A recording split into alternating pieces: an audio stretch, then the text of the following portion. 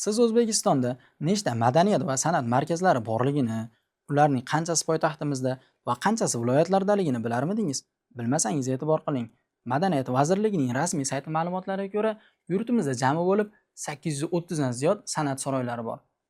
Ularning 22 tasi Toshkentda, qolganlari esa viloyatlarda joylashgan. Bundan tashqari 28 ta davlat teatri hamda sirklari, yana 65 ta muzeylar ham bor. Xo'sh, umumiy qilib aytganda, mingga yaqin bo'lgan bunday madaniy markazlardan xalqimiz qanday ma'naviy yoki ma'rifiy ozuq olmoqda? Buni bilishlik uchun esa teatrlarda ijro etilayotgan epizodlarning nomlarinigina bilish kifoya qiladi deb o'ylaymiz. Keling, bularni bir qanchasini mavzularini siz azizlar bilan ko'rib chiqaylik.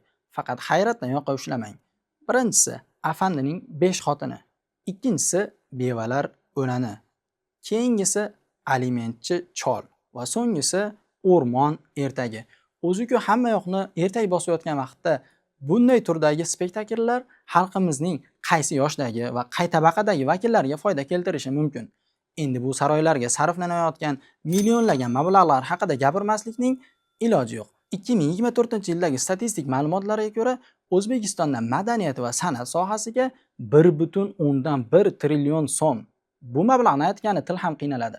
Soddaroq qilib aytsak, 100 million dollar atrofida mablag' sarflangan. Bu hali hammasi emas. Endi e'tiboringizni san'at sohasiga qarataylik. Yurtimizda nechta musiqa va san'at maktablari va oliy o'quv dargohlari borligini, ularda qancha o'quvchi va talabalar va ustozlar borligini xabaringiz bormidi? Bilmasangiz e'tibor qiling, biz sizga bu haqida ham qisqacha ma'lumot berib o'taylik. Madaniyat vazirligining o'tgan yilgi ma'lumotlariga ko'ra, yurtimizda 325 ta bolalar musiqa va san'at maktablari bor.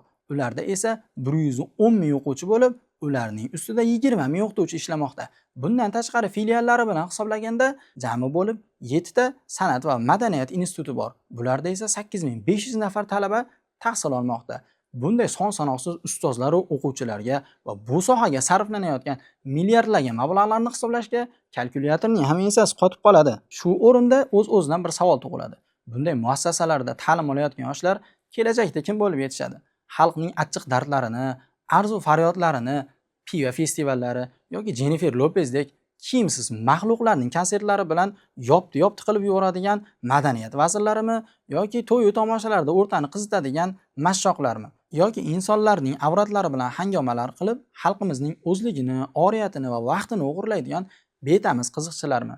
Aytaylik, bularning birortasi ham yurtimizda qolmasa, bizlar madaniyatsiz, qoloq xalq bo'lib qolamizmi? Yoki bularni bizning vatanimizning rivojlanishiga biror bir foydalari tegyaptimi? Bundan ham soddaroq savol. Aziz yurtdoshlarimiz, sizlar shu vaqtga qadar bulardan qanday madaniy yoki ma'naviy ozuq oldingiz? Sizlarga nima jihatdan bularning manfaati tegdi? Bu savollarning javobini esa har bir shaxs individual tarzda vijdonan o'ylab ko'rishligi kerak. Biz esa suhbatimizga birgina mulohazaviy fikr bilan yakun yasaymiz. Qadimdan davlatlarning dunyo miqyosidagi obro'si ana shu davlatning ilm-fanda qay darajada rivojlanganligi va harbiy sohada nechog'lik buyukligi bilan o'lchab kelingan. O'z obro'siga ega bo'lgan AQSh, Germaniya yoki Yaponiya kabi davlatlarning hech biri, qaytaraman, bu davlatlarning hech biri madaniyat saroylari yoki san'at saroylarining ko'pligi bilan bu obro'larni qo'lga kiritmagan. Ming afsuski, ilm-fanda Al-Xorazmiy, Imom Buxoriylarni, buyuk qo'mondonlikda esa Jaloliddin Manguberdilarni yetishtirgan xalqimiz hozirga kelib keraksiz mashshoqlar va bachkana aktyorlarni yetishtirishdan nariga o'tmay qoldik. Bu muammolarga barham berishlik uchun esa qisqacha qilib aytganda, avvalo o'zligimizni anglashimiz, so'ngra ulug' va buyuk ajdodlarimizning ibratli tarixlarini o'rganib, ularning nurli izlaridan yurishimiz kerak. Xulosa esa o'zingizdan.